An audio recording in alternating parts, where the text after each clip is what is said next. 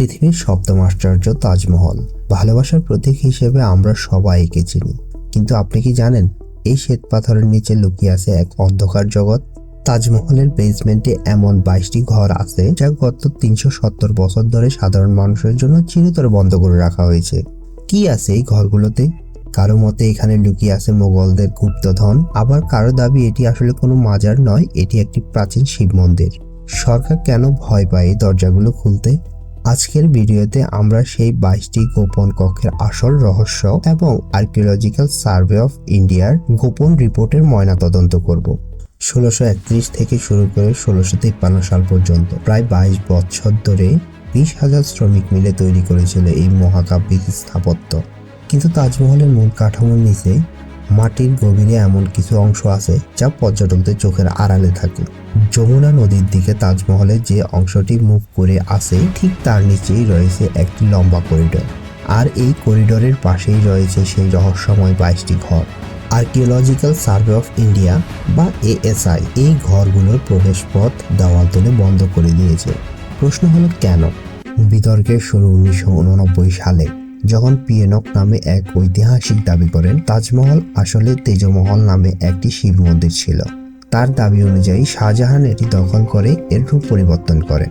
অনেক conspiracy theory বলে ওই বন্ধ ঘরগুলোতে হিন্দু দেবদেবীদের মূর্তি বা মন্দিরের স্তম্ভ লুকিয়ে রাখা আছে। যদি এই দরজা খোলা হয় তবে ভালোবাসার প্রতীকের ইতিহাস সম্পূর্ণ বদলে যাবে। কেউ কেউ আবার মনে করেন মমতাজের মৃত্যুর পর তার শরীর মমি করে এই গোপন কক্ষে রাখা হয়েছিল, যা সাধারণ কবরের চেয়ে একটু ভিন্ন। কিন্তু বিজ্ঞান কি বলে? জনগণের চাপে এবং আদালতের নির্দেশে ভারত সরকার 2022 সালে আর্কিওলজিক্যাল সার্ভে অফ ইন্ডিয়া বা ASI এর মাধ্যমে সেই গোপন ঘরগুলোর কিছু ছবি প্রকাশ করে। ছবিগুলোতে দেখা যায় জরাজীর্ণ দেওয়াল, প্লাস্টিক খসে পড়া ছাদ এবং অন্ধকার করিডোর। সেখানে কোনো মূর্তির অস্তিত্ব পাওয়া যায়নি। বিজ্ঞানীরা বলেছেন এই ঘরগুলো বন্ধ রাখার একটি বড় কারণ হলো কার্বনেশন।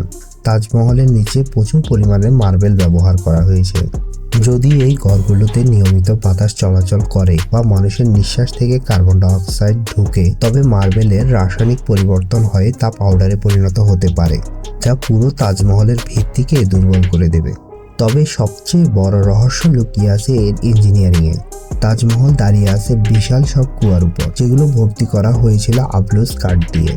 এই বিশেষ কাঠটি ততক্ষণ শক্ত থাকে যতক্ষণ এটি আর্দ্র বা ভেজা থাকে। যমুনা নদীর পানি এই কাঠের আর্দ্রতা বজায় রাখে।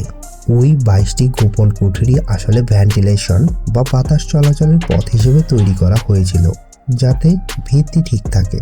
কিন্তু কালক্রমে যমুনার পানি কমে যায় এবং কাঠের ক্ষয়রোধ করতেই এই পথগুলো সিলগালা করে দেওয়া হয়েছে। এটি কোনো ভূতুড়ে রহস্য নয়, বরং স্থাপত্য রক্ষার একটি কৌশল মাত্র।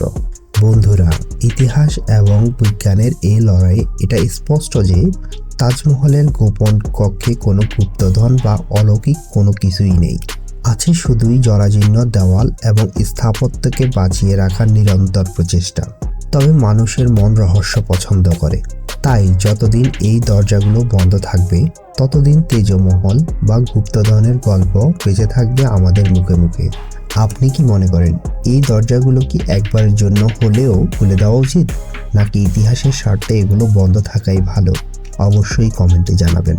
ভিডিওটি ভালো লাগলে লাইক দিন এবং এরকম রহস্যময় ভিডিও পেতে আমাদের চ্যানেলটি সাবস্ক্রাইব করুন। দেখা হচ্ছে পরের ভিডিওতে। ততক্ষণ ভালো থাকুন। আল্লাহ হাফেজ।